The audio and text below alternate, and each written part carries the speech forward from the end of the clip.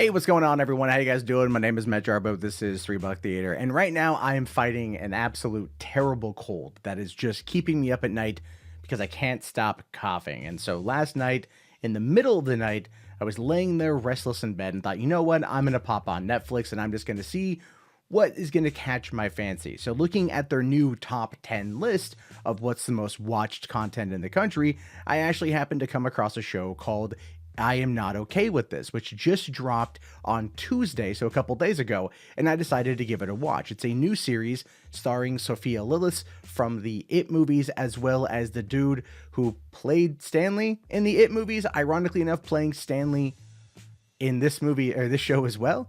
And it's from the producers of Stranger Things, and it's based on a graphic novel. And it's only 7 episodes. It's very short. Each episode is around 20 minutes. I think the max episode length is about 27 minutes. And I'm like, okay, I'll give this thing a go because it looks interesting enough. And also, to be honest, the fact that it's coming in from the producers of Stranger Things has me intrigued. It didn't really wow me at first, if I'm being honest with you. It didn't really wow me at first at all. Now, granted, I'm not a 17-year-old teenage girl. I haven't been a teenager in a long, long, long time. So a show that's around a teenager coming into her own sexuality and dealing with what is only to be described as telekinetic abilities, think like a more milder version of Carrie meets something along the lines of like The Breakfast Club, but directed by Wes Anderson, and you get a solid idea for what I'm Not Okay With This is. And I'll tell you what I'm not okay with in regards to the story, and that is it just takes forever to do anything. 7 episodes could have easily been 4. This thing could have been a movie and then led into another movie, but instead they wanted to stretch it out across 7 episodes to really just kind of give us a lot of fluff that doesn't always add to the story. That's my biggest complaint with it, because I just felt like I was watching it. I'm like, okay, get to the point, get to the point, get to the point.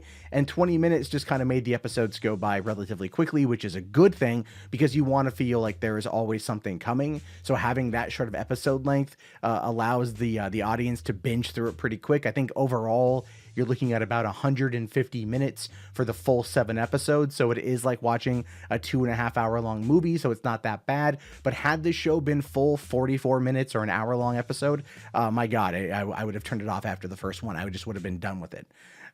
So the story is about Sydney Novak, who is a 17-year-old girl in Pennsylvania who her father died a year earlier. She's still having trouble grieving, and she gets frustrated. She gets angry at certain people doing certain stupid things, and honestly, we all can kind of associate with that, right? We all can find some comparison in our lives to idiotic people doing idiotic things that really drive us up the damn wall. But the problem though with Sydney is she gets to this point where things really start happening to her, where she is frustrated and weird things start to happen, like things get broken or things get moved around. She starts kind of realizing that she's got some odd telekinetic ability. Again, very, very similarly modeling Carrie, but just not as bad as having an overly religious mother. Her mother is just kind of absent because she works all the time, and the dynamic between the two is very much just frustration with one another as they're both trying to navigate the loss of her father, her mother's husband.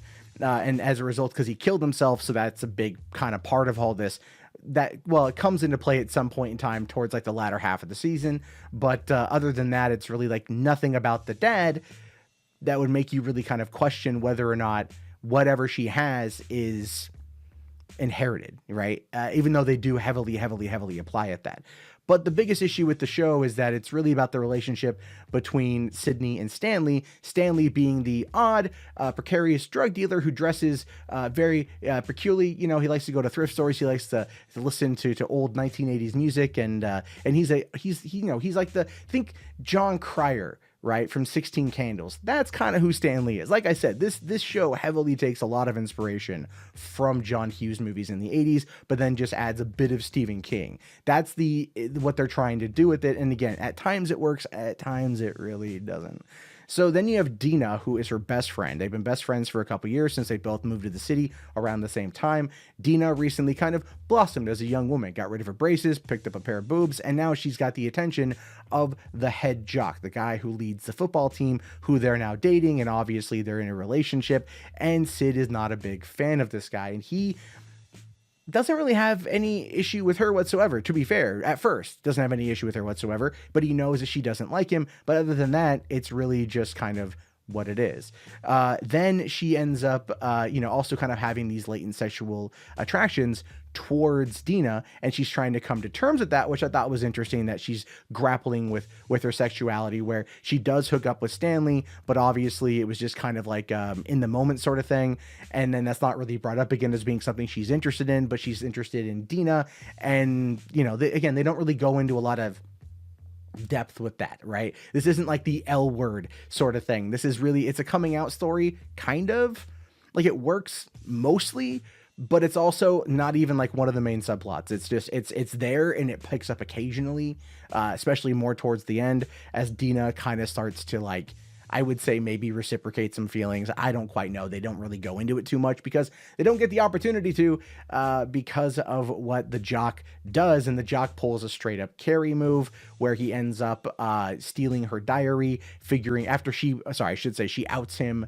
for sleeping with the kind of like the druggy bad girl, which, like, that's such a trope too, right? They all go to detention, and straight up a Breakfast Club episode, they all go to detention together, and there's 4 of them in there, and then there's Jenny, who is like the druggy, burnout chick in school, right? It's meant to kind of toss the trope on its ear, where she's not, that guy, I forget his name from Breakfast Club, you guys know who I'm talking about, Judd Nelson's character, but then you find out that she slept with I think his name is Dean, at the party that Sid kissed Dina at, right? And then right before then, Dean and Dina got into a fight, and and then he took his Letterman jacket back, and he went and he slept with that other girl.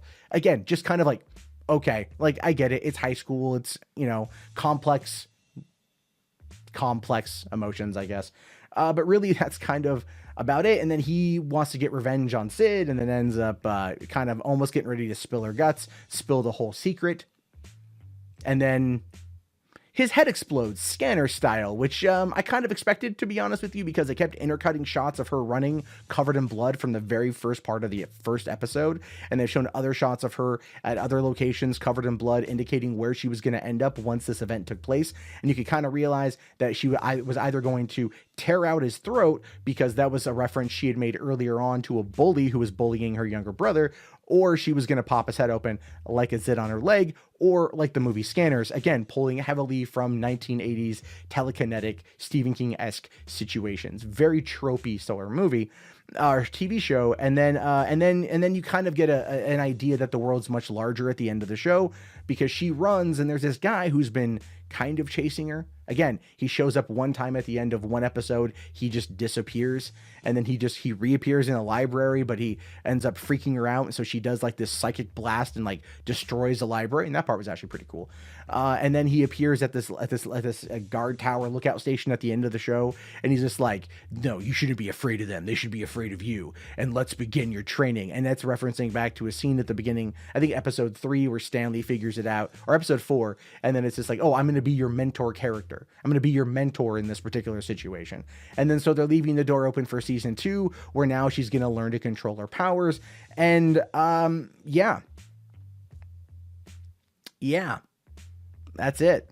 That's the show. That's the show in a nutshell. It really is. That's 7 episodes. I went through it all in one sitting last night. And I had a lot of trouble getting into it at the beginning. I really did. I had a lot of trouble getting into it. I had a lot of trouble keeping going past episode 3. I was just like, does it get any better? And then some people on Twitter were like, yeah, it gets better. And I'm like, okay, fine. I watched 2 more episodes, and then I got ready for bed, and I thought, all right, I'll just finish it up. It's only going to be 40 minutes. And I finished it, and I was like, oh, okay. And I didn't really feel much of anything. But like I said at the beginning of this, I'm not a 17-year-old girl. I'm a 37-year-old man, so I'm 20 years past my prime on that one of who the potential target demographic is. But then again, movies that came out when I was a teenager, like let's say She's All That, I still think is like a quintessential 90s teenage rom-com, and I still love that movie, and it came out when I was the target demographic. So I still think I can find some kind of relation and some kind of connection to the character, but I just found Sid to be this kind of unlikable character most of the time. I liked Stanley's character quite a bit, actually, as it went on, because he was genuine in what he was attempting to do.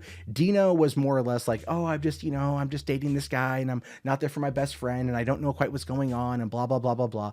And then you had like the burnout chick, Jenny, which she shows up for really like 2 scenes, and that's really about it. You know, one real episode. No, she's in 2 episodes. You find out when she first goes to this party that she was sent to rehab, and she got out of rehab as she's doing shots of vodka, and then you find out that she's basically like sleeping with this guy, and she's just a burnout. Like, that's all it is. Like, it's just, there's no real character development outside of Stanley's character, really, because you find out more about him and his dad, and his dad doesn't like him, and he doesn't like his dad, and it's a weird dynamic. I mean, maybe the character development between the mom and the daughter, both realizing that, like, they're still grieving, and trying to associate blame with the loss of the dad, and I get that. And there was a scene between them that I really liked, where they kind of, like, the mom finally kind of explained who the dad was, and like what he was doing, and maybe like what happened, and like there's obviously the juxtaposition between him and her, or I should say really the dichotomy between the two of them, and everything else. So she's like, oh, maybe my dad was like me. And honestly, I think the dude at the end of the show, I think it's her dad. I think it's her dad. I think it's her dad. I think it's like he, had the ability, or other people have the ability, and it's going to be some kind of secret society, and she's going to end up being some kind of superhero or something along those lines. And I don't know. If they greenlit a season 2 right now, it's like number 2 trending on Netflix. It could be worthwhile to check it out, but in the meantime, I'm not super impressed with it. Again, they're going for elements that I like, but the source material I think probably was a bit lacking.